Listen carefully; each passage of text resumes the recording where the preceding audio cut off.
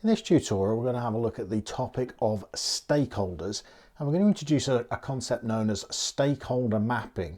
So we'll start with what stakeholders are first of all. They are any group or organisation or collection of individuals that has an interest in the activities of a business, or any group or organisation that are affected by the actions of an organisation. And what we commonly do with stakeholders is we split them into two different categories according to whether they're what we call internal stakeholders or external stakeholders. So your internal stakeholders are groups or individuals that are actually involved in the organisation on a day-to-day basis. So obviously that's going to include your employees. They're clearly central and involved in the organisation. It includes your managers as well, a different type of employee. It includes the trade unions who represent those employees. And we also count the organisation shareholders as internal stakeholders as well. People who can directly affect the running of the organisation and are involved in it on a day-to-day basis. Your external stakeholders are groups or individuals that are interested and affected by the actions of the organisation, but they are outside of the organisation. So that could well be competitors, could be your customers, could be your suppliers, could be financial institutions and banks, could be local and national government, could be local communities in which businesses operate in, could also be environmental groups, pressure groups, organisations like that. All of these groups can be affected by the activities of a business, which is what makes them stakeholders. They hold a stake or an interest in the actions of these organisations. Now, businesses need to work very, very hard on managing their relationships with their stakeholders. If businesses have quite fractious relationships with some of their stakeholders, it can have quite negative consequences for the organisation, particularly when managers are making decisions, particularly when managers are having to make tough or controversial decisions. So managers need to think carefully when making decisions about how each stakeholder group may feel, react, or be affected by the decision that they're making. Now, one thing that managers can do is that they can try and plan out or predict how different stakeholders might feel or might react once a decision is made. And one tool that helps them in this process was developed by a chap called Aubrey Mendelow. And you've got to take your hat off to anybody who can go on and have a successful career after their parents have christened them Aubrey.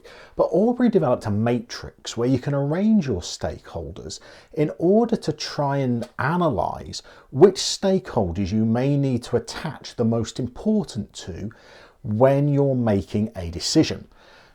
So if we have a look at the matrix that Mendelow came up with here, we'll see that we've got four different classifications of stakeholders. Ones that we pay minimal effort towards, ones that we need to keep informed throughout the decision-making process, ones that we need to keep satisfied throughout the decision-making process, and those that are what he termed the key players, or the most important stakeholders to keep on side. So what separates these four different categories is two things. Number one, we can break our stakeholders down into these four categories depending on the degree of interest that they may have in a decision that we're making. So for example, let's imagine that McVitie's, the biscuit manufacturer, were considering making a big decision that could be seen as a bit contentious, a little bit controversial. They were thinking of closing down one of their UK manufacturing bases. Now, if we have a look at all of the different stakeholders that are affected by the decisions that McVitie's make, we could say that some would have a very, very keen interest in them closing down one of their UK production plants, and some of them, even though they're stakeholders in the organisation, would have less interest or less concern in the fact that they were closing down one of their UK plants. So for example, the customers may not have too much of an interest in the fact that McVitie's are closing down one of their UK plants. In fact, when we're at the supermarkets and we're on the shelves and we're putting chocolate biscuits into our baskets, we may not even know where they're manufactured, let alone find out that they may be closing down one of their UK factories. Whereas the employees that actually work at that factory and are potentially going to lose their jobs and be made redundant, they'd have a very high level of interest in this decision because it affects their livelihoods, it affects their families on a very real level. So we can see that stakeholders may have different degrees of interest in a decision when it's made. The other classification that we can use in order to determine which of the four categories we pop each of our stakeholders into is the degree of influence or power that they have to affect the business making decisions. So there are some stakeholders that if McVitie's were closing down one of their UK factories, they would have a significant amount of power to try and influence that decision. For example, if it was the stakeholders, they nominate the board of directors, they're going to have a very, very big say in any strategic activities of the organisation, so they may be quite a powerful stakeholder group when McVitie's are making decisions. Whereas other stakeholders, for example, perhaps workers that work for McVitie's but at a different plant elsewhere in the country, one that's not being closed down, they might have very little power to try and influence or coerce McVitie's decision-making process in this scenario. So we've got ourselves four different classifications. Our first one are the stakeholders that we attach minimal importance or minimal effort to in the decision that we are making.